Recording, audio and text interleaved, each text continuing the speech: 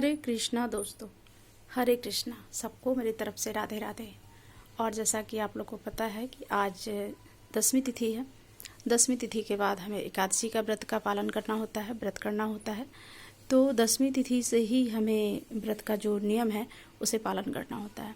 तो देखिए इस एकादशी का नाम क्या है, इस एकादशी में कौन सा फल खाया जाता है, कौन सा भगवान को भोग लगाया जाता है, कौन से कलर का वस्त्र पहनाना चाहिए, कितने दीपक जलाने चाहिए और इस एकादशी का महत्व क्या है, तो हम सभी कुछ जानेंगे।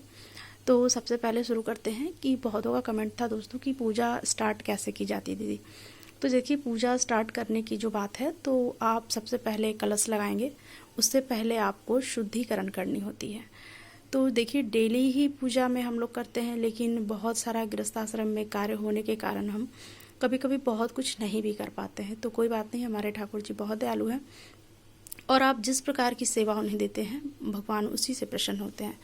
तो चिंतित होने की ज़रूरत नहीं है। और जैसे कि लेकिन जान लेना बहुत ज़रूरी होता है कि कभी कभी जो पूजा जब हम करते हैं, जैसे कि कोई खास पूजा जैसे एकादशी है, तो कम से कम उस दिन हमें शुद्धिकरण कर लेनी चाहिए।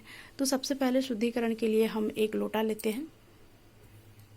देखिए इस प्रकार से आप तांबे का लोटा ले लें, पीतल का लोटा ले लें, क्योंकि कांसा का जो लोटा होता है ना, ये देखिए कांसा का पात्र को मैं दिखा दूँ। ये देखिए ये जो है ये कांसा का पात्र है, ठीक है। तो इसी चीज़ का ये ग्लास भी होता है, कटोरी भी होती है, मैं दिखा दूँ। ये देखिए एक कांसा का पात्र है, ठीक है। और ये जो कटोरी है ना, ये देखिए ये जो कटोरी है ये भी कांसा का। तो कहा जाता है कि एकादशी का व्रत जब हम धारण करते हैं तो हमें कांसा का बर्तन को त्याग करना होता है। कांसा ज़्यादा शुद्ध में गिनती नहीं आती है, आप डेली भोग लगा सकते हैं भगवान को, बट एकादशी के दिन कांसे के पात्र में 10वीं तिथि के ही दिन से हमें कांसे का जो बर्तन होता है उसे त्यागना होता है। जैसे कि मैं रोज़ क्लास में इसमें दूध छाछ कुछ भी ये डेली यूज़ में भी आता है, हम लोग घर में भी खाते हैं इसी बर्तन में। तो ये बर्तन जो इतना मतलब खाने के लिए बहुत अच्छा होता है, इससे खाने से शरीर में पावर आता है, तो इसलिए हम कांसे का बर्तन घर में भी यूज़ करते हैं। बट एकादशी के दिन जो है कांसे का बर्तन का यूज़ नहीं करते हैं, क्योंकि कांसा को ज़्यादा शुद्ध नहीं माना जाता, इसलिए एकादशी के दिन वर्जित है। सो हमें सबसे पहले ये पात्र पीतल का या तांबे का ले लेना है। देखिए इस प्रकार से तांबे का पात्र ले लेना। इसमें थोड़ा सा हमें तिल डालना है उजला, क्योंकि अक्षत का प्रयोग नहीं होता है, तो इसमें हमें थोड़ा तिल डालना है, रोली कुमकुम डालना है, एक द्रव्य सिक्का डाल सकते हैं, एक पुष्प डाल सकते हैं, ठीक है। उसके बाद मैं दिखा दूँ, तो इस प्रकार से एक हमें लोटा ले लेना है। लोटा को हमें इसमें कुमकुम अक्षत एक सिक्का डालते हुए हमें इस फूल को जो है ऐसे इसे घुमाना है 3 बार, ठीक है। इस तरीके से घुमा करके आपको जहाँ कलश रखना है, ये लोटा जहाँ लगाना है, वहाँ पे पहले 3 बार शुद्धि करनी। शुद्धांजलि शुद्धांजलि शुद्धांजलि। आपको मंत्र नहीं भी आता है तो कोई बात नहीं, आप जल से शुद्ध करें और फिर यहाँ पे आप लोटा को विराजमान करें। उसके बाद आपको खुद का शुद्धिकरण करना है, अपने मुख का शुद्धिकरण करना है और सभी जो सामान आप चढ़ा रहे हैं उसकी शुद्धिकरण करनी है। तो सबसे पहले हमें अपने आप को शुद्धि करना रहता है। 3 बार पुष्प लेकर के हमें शुद्धांजलि शुद्धांजलि शुद्धांजलि करके खुद को शुद्ध करना है। फिर मुख को शुद्ध करते हुए इस तरीके से जल लेकर के शुद्धांजलि केशवाय नमः, माधवाय नमः, गोविंदाय नमः करके हमें 3 बार अपने आप को मुख को शुद्ध करना है। उसके बाद हमें हाथ को शुद्ध करना है। तो हस्तम प्रसारणम, जैसे कि जिस प्रकार से आपको मंत्र आता है तो ठीक है, नहीं आता है तो भी कोई बात नहीं। तो जिस प्रकार से हमें मंत्र आता है तो सही है, बाकी नहीं तो बिना मंत्र के भी आप शुद्ध कर सकते हैं। तो कम से कम एकादशी को हर दिन, हम लोग तो हर दिन करते हैं, बट गृहस्थ आश्रम में बहुत सारे काम होते हैं दोस्तों, तो कोई ज़रूरी नहीं है कि जो सब कोई करता है वो हम भी करें। जितना हमसे पॉसिबल है, जितना हमसे हो सकता है उतना हम करें, ठीक है। तो ये परेशान होने की ज़रूरत नहीं है। तो इस प्रकार से पहले हम शुद्धिकरण कर लेते हैं, फिर अपने कलश लगा लेते हैं। कलश लगाने के बाद एक लोटा ले लेते हैं, उसमें आम का पत्ता या फिर अशोक का पत्ता जो भी है, नहीं तो पान का पत्ता लेकर के आप लगा सकते हैं। इस पर दीप कलश भी लगा सकते हैं या फिर नारियल वाला भी कलश लगा सकते हैं। कलश के माथे पे मौली सूता बांध लें, चंदन टीका लगा लें, स्वास्तिक बना लें और उसमें भी एक सिक्का डाल लें, अक्षत डाल लें। सब कुछ डालने के बाद कलश को स्थापित कर लें। तो दूसरा काम हमारा शुद्धिकरण के बाद कलश लगाना है। उसके बाद तीसरा काम है दीपक जलाना। तो दीपक जलाना, देखिए आप एकादशी है तो 11 बाती का भी दीपक जला सकते हैं या फिर 1 बाती का भी दीपक जला सकते हैं भगवान के सामने। इस प्रकार से कलश पे आप दीपक लगा लें। क्योंकि दीपक ही हमारा पूजा का साक्षी होता है दोस्तों। तो दीपक को प्रज्वलित करते समय हमें ये बोलना है, दीपो दीपो नमस्करोमि। इन्हें नमस्कार करते हुए हमें दीपो दीपो नमस्करोमि करके, मंत्र नहीं भी आता है तो कोई बात नहीं, आप दीपक से कह सकते हैं कि आप दीपक महाराज मेरी पूजा को सार्थक करें और साक्षी बने, ठीक है। तीसरा में हमें भोग प्रसाद क्या लगाना है, तो देखिए सबसे पहले हम जान लेते हैं कि एकादशी का नाम क्या है। ये जो सबसे बड़ी एकादशी है ये मोहिनी एकादशी है। इस दिन भगवान ने अपना मोहिनी रूप धारण किया था। जैसे कि आप कान्हा को मोहिनी रूप कल धारण करा सकते हैं, और नहीं धारण करा सकते हैं तो फिर छोटे लड्डू गोपाल को भी धारण करा सकते हैं। क्योंकि देखिए इतना सब सेट होने के बाद, वस्त्र पहनाने के बाद, श्रृंगार करने के बाद फिर दूसरा श्रृंगार करना भी बड़ा मुश्किल होता है। तो आप हम छोटे लड्डू गोपाल आपके पास है तो उन्हें भी आप मोहिनी रूप दे सकते हैं। तो कल की एकादशी की जो नाम है मोहिनी एकादशी है। और मोहिनी एकादशी पे देखिए पंचामृत जो होता है भगवान को बहुत विशेष रूप से पंचामृत का भोग लगता है और केले का भोग लगता है, क्योंकि केला और पंचामृत उन्हें बहुत ही प्रिय है। तो इसलिए खास भोग में आप कुछ भी ना लगा पा रहे हैं तो केले का भोग और पंचामृत का भोग विशेष तौर से लगा। और पीले फल, देखिए मौसमी फल जो है अभी आम रस आता है, पपीता है, लालमी है, तरबूज है, तो ये सब जो है मौसम के फल हैं। तो ये सब तो अवेलेबल हो ही जाता है, बहुत ज़्यादा महंगा भी नहीं होता। हम भगवान के लिए, प्रभु के लिए एक एक पीस ला के उन्हें भोग लगा सकते हैं।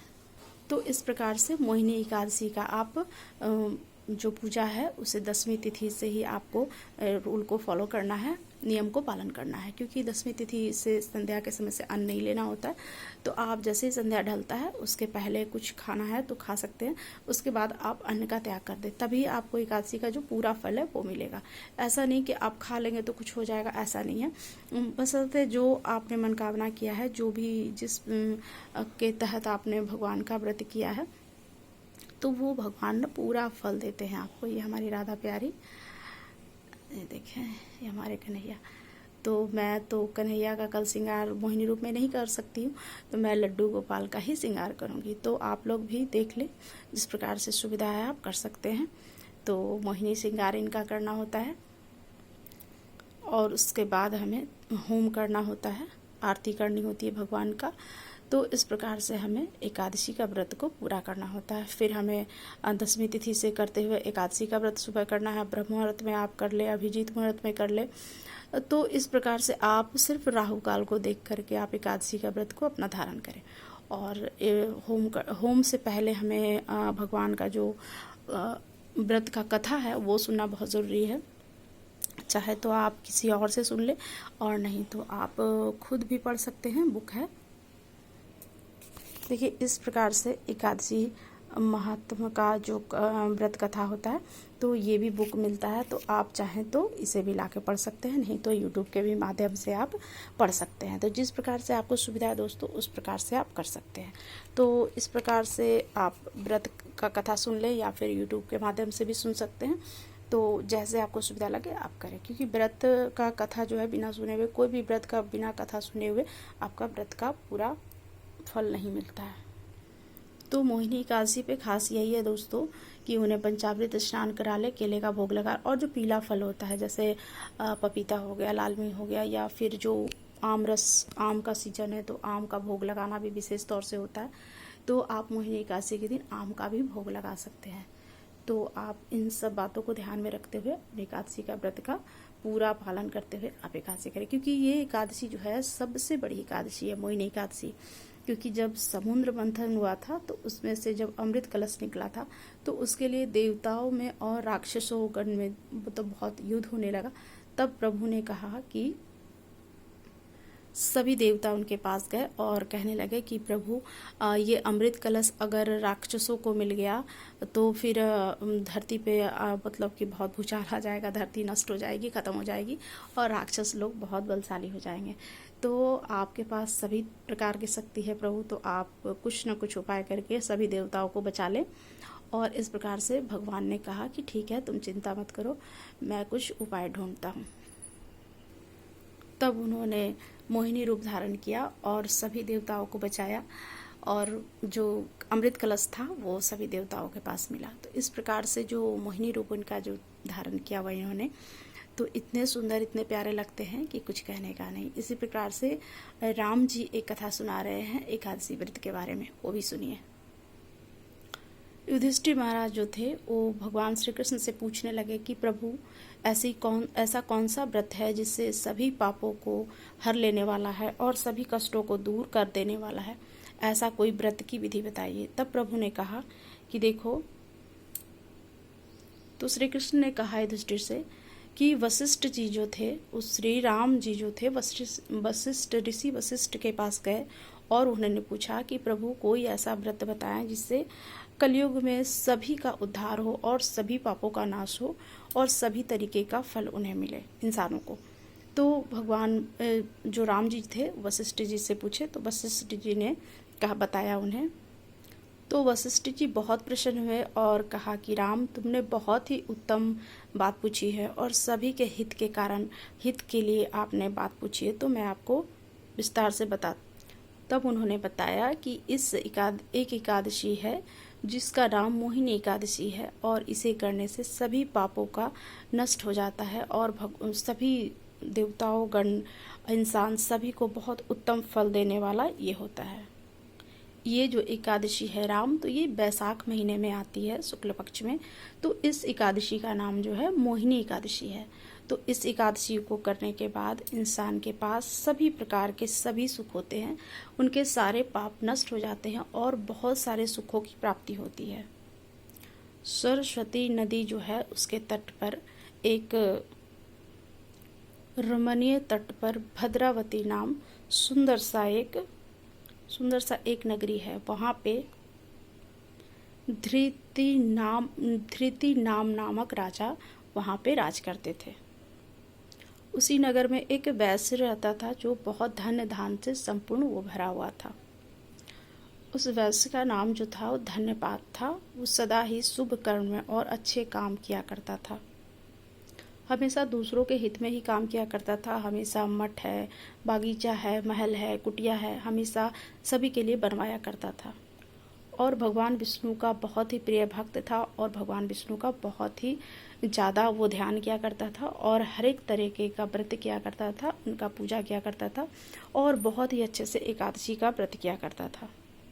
वो बहुत ही शांत रहता था और बड़ा ही दयालु था। उसके 5 पुत्र थे, लेकिन जो उसका सबसे छोटा पुत्र था दृष्ट बुद्धि, वो बड़ा ही पापी था और वो कभी अच्छा काम नहीं करता था, हमेशा गंदे काम में वो रहता था।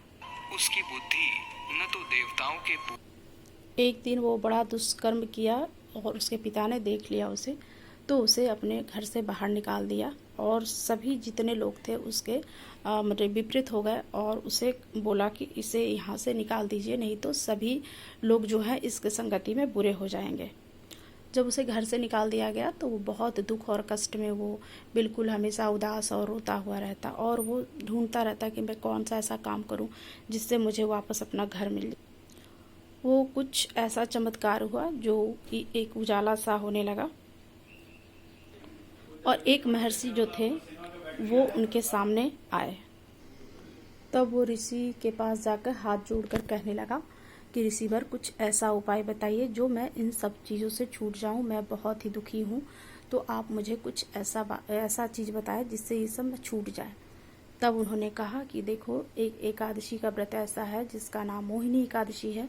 उस व्रत को करने से सभी पापों का नाश होता है और अच्छे संस्कार, अच्छी बुद्धि आती है, तो तुम उस व्रत को धारण करो। तब उसने नियम पूर्वक 10वीं तिथि से ही बड़े कड़े नियम से उसने रूल को पालन किया, नियम को पालन किया और 10वीं तिथि से ही उसने व्रत का अच्छे से नियम से पालन करते हुए एकादशी व्रत का जो नियम होता है वो उसने किया। फिर द्वादशी जब आई तब उसमें उसने नियम पालन किया और इस प्रकार से वो व्रत करते हुए ऋषि के पास गया और उसने पूछा। जब उसने मोहिनी एकादशी का व्रत को धारण किया तो सभी पापों से मुक्त हो गया। मुक्त होने के बाद वो गरुड़ पर सवार होकर के स्वर्गलोक को पधारा और भगवान विष्णु के पास जा पहुंचा। जो भी इंसान मोहिनी एकादशी का व्रत करता है उसे करोड़ों गोदान का फल मिलता है, उसे अश्वमेध यज्ञ का फल मिलता है। तो इस प्रकार से मोहिनी एकादशी का व्रत कथा समाप्त हुआ और सभी लोग जो है 10वीं तिथि से ही मोहिनी एकादशी का व्रत का जो है पालन करें और देखिए विग्रह जो होता है भगवान विष्णु और महालक्ष्मी जी की विग्रह होती है इस प्रकार से। देखिए ये देखिए, तो एकादशी का जो व्रत है वो इन्हीं विग्रह के पास करना होता है। अगर आपके पास विग्रह नहीं है तो आप तस्वीर से भी कर सकते हैं। तो इस प्रकार से देखिए मोहिनी एकादशी पे ये तस्वीर आता है, तो आप इससे भी कर सकते हैं पूजा। ठीक है, तो इन्हीं विग्रह का विष्णु लक्ष्मी जी की पूजा होती है। तो एकादशी पे अगर विग्रह नहीं है आपके पास तो इनके पास ही आप पूजा कर सकते हैं, भोग भी लगा सकते हैं। इन्हें पंचामृत स्नान का छींटे लगा करके इन्हें पुष्प से इन्हें पंचामृत स्नान भी करवा सकते हैं। चंदन टीका रोली कुमकुम लगा के दीप जला के कलश लगा के आप पूजा कर सकते हैं। तो जो भी जितना भी उपलब्ध है दोस्तों आपके पास, तो उस प्रकार से भगवान को भोग लगाए और पीले वस्त्र पहनाए जाते हैं। तो पीला रंग का नहीं है तो आप गुलाबी रंग, हल्के गुलाबी रंग के भी देखिए इस प्रकार से जो राधा रानी ने दुपट्टा लगा रखा है ना, ये देखिए। तो इस तरीके से आप मोहिनी एकादशी पे इन्हें जैसे राधा, तो आप मोहिनी एकादशी पे पीले रंग का वस्त्र भगवान को धारण करवा सकते हैं। पीले कलर का लहंगा पहना सकते हैं या फिर पिंक कलर का पहना सकते हैं, हल्का गुलाबी रंग का पहना सकते हैं। उन्हें ये दोनों कलर बड़ा प्रिय है क्योंकि वो पीताम्बरी है, तो उन्हें जो विशेष एकादशी होती है उस पर पीले रंग का वस्त्र उन्हें पहनाना बड़ा उत्तम होता है और उन्हें बहुत प्रिय है। तो इस प्रकार से देखिए मैं अपने लड्डू गोपाल को मोहिनी एकादशी पे मोहिनी का रूप दूंगी। तो आप लोग देख लें, आप सबके घर विग्रह है तो आप अपने बड़े वाले कान्हा जी का भी विग्रह इस तरीके से राधा रानी को जैसे आप तैयार करते हैं उस प्रकार से आप तैयार कर सकते हैं, और नहीं तो फिर आप छोटे लड्डू गोपाल को भी तैयार कर सकते हैं। तो इस प्रकार से हमें मोहिनी एकादशी का व्रत को धारण करना है। तो कलश लगाना बहुत ज़रूरी है दोस्तों। इस प्रकार से आप कलश लगा लें। कलश पे आप दीप कलश भी लगा सकते हैं या फिर नारियल का भी कलश लगा सकते हैं। देखिए कोई भी जब विशेष व्रत होता है तो हमें शुद्धिकरण करना बहुत ज़रूरी होता है। अपने मुख को शुद्ध करना होता है, अपने आप को शुद्ध करना होता है, और सभी वस्त्र पुष्प जो भी हम भगवान को अर्पित कर रहे हैं उन सभी को भी शुद्ध करना होता है। तो देखिए बिना शुद्ध किए हुए आप गंगा जल मिला लें, उसमें गंगा जल मिला करके आप थोड़ी सी एक चुटकी हल्दी है, एक चुटकी कुमकुम, वो डाल करके आप शुद्धिकरण कर सकते हैं। देखिए अगर मंत्र नहीं भी आ रहा है तो कोई बात नहीं, आप सिर्फ जो प्रोसेस है उसका 3 बारी मुख को शुद्ध करने का, 3 बारी अपने आप को शुद्ध करने का, तो उन सब को प्रोसेस को करते हुए आप जो है उस सब को शुद्धि कर सकते हैं। कोई ज़रूरी नहीं कि मंत्र नहीं आ रहा है तो आप मंत्र का ये करें। तो आप उस प्रकार से शुद्ध करके 10वीं तिथि से ही अपना जो भी है पूजा का पूरा रूल को फॉलो करें। तो इस प्रकार से मोहिनी एकादशी करें। और ये हमारी माता लक्ष्मी, ये माँ, ये भगवान विष्णु, ये गणेश जी। तो देखिए सबसे पहले तो गणेश जी की पूजा होती है। तो शुद्धिकरण करने के बाद हमें दीप प्रज्वलित करने के बाद कलश लगाने के बाद उसके बाद सबसे पहले हमें गणेश जी की पूजा करनी है। आप उन्हें ओम गण गणपते नमः करके 3 बारी करके आप उन्हें गणेश जी की पूजा करें। गणेश जी के बाद विष्णु जी के बाद लक्ष्मी जी की पूजा की जाती है, फिर हमारे शंभुनाथ की पूजा की जाती है। तो इस क्रम से पूजा जो है वो शुरू होता है।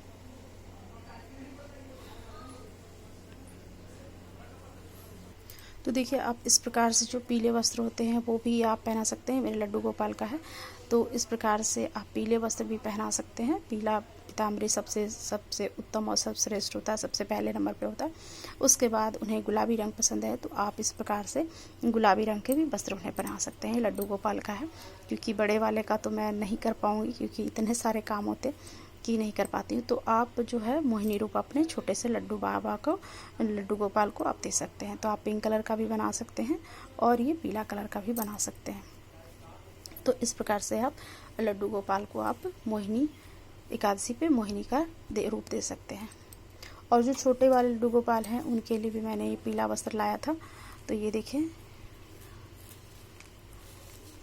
तो इस प्रकार से आप मार्केट से भी ला सकते हैं। ये तो मैं घर में बनाया है और ये भी मैंने घर में बनाया है, और ये जो है ये मैंने मार्केट से लाया है। तो आप इस प्रकार से मार्केट से भी ला करके उन्हें आप पहना सकते हैं। तो जिस प्रकार से सुविधा है तो उस प्रकार से आप पहना सकते हैं। तो सभी को मोहिनी एकादशी का एडवांस में ही हैप्पी मोहिनी एकादशी, और सब लोग बहुत अच्छे से मोहिनी एकादशी करें, सब उत्तम तरीके से करें क्योंकि साल की सबसे बड़ी एकादशी होती है ये। तो इस प्रकार से आप एकादशी, तो मेरी तरफ से सबको राधे राधे दोस्तों। और ये हमारे कन्हैया